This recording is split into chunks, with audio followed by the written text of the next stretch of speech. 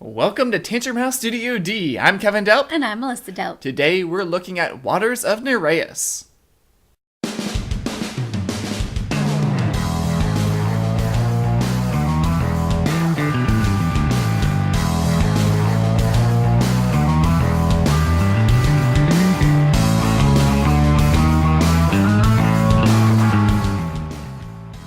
Waters of Nereus is a 2-to-4 player area of movement and action selection game from Dr. Finn's Games and is coming to Kickstarter in February.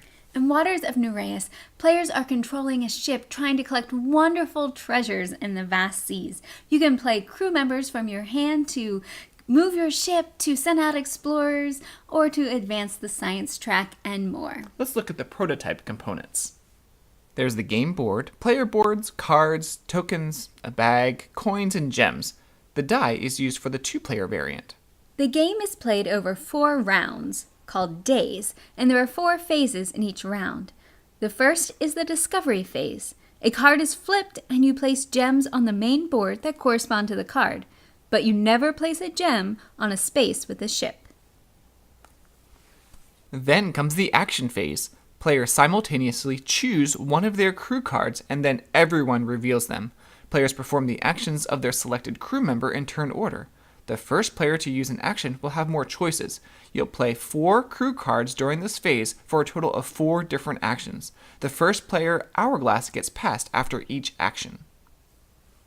Here are some of the crew actions.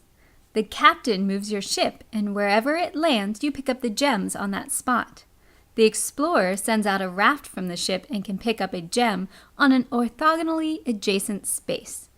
The purser lets you get gold, and the scientist can influence the science track or help you get science cards.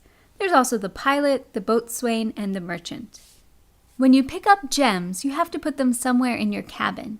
If you fill a section corresponding to a crew member, you score points and unlock a bonus.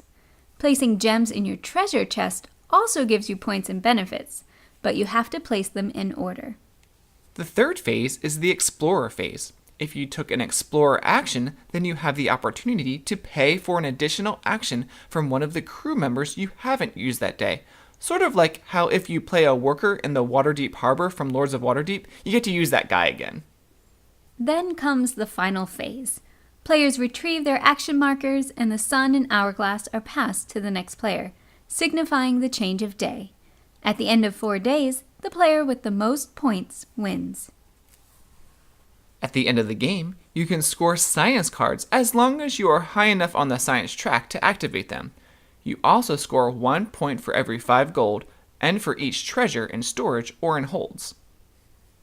We were able to play this at different player counts, and you could definitely see a difference in the player interaction. With 4 players, it's a lot tighter of a game, and those gems are taken a lot quicker. Yeah, I agree. With the more players, there's a bit more tension in the simultaneous actions, trying to figure out what other players are trying to accomplish in order to maximize my turn. Yeah, and if you're later in the player order, like 3rd or 4th, you really do want to try to choose something different from everyone else so you can still get first choice in whatever that action track is.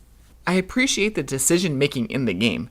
Do I pay extra when doing an action to make my ship go further, or get more points? There's also decisions about where to place your gems in your cabin. Do you try to unlock those abilities of different crew members? Do you try to get a lot of points by putting them in your treasure chest? Or do you save them for those endgame science cards? Now, there are some random elements to the game, especially with how the gems are placed on the board because it's a random card draw, or even what gems are pulled from the bag, but I think this helps with the replayability of the game. Science cards also add a little mystery to the game. Some are special actions that help you during the game, like drawing random gems from the bag. But other cards can give you endgame bonuses, like scoring points for having certain treasures in your storage.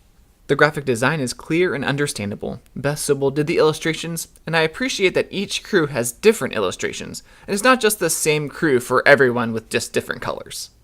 I enjoy games where you can score points in different ways, you can focus on different things, or even change your strategy if things aren't panning out. And you can do all of that in Waters of Nereus.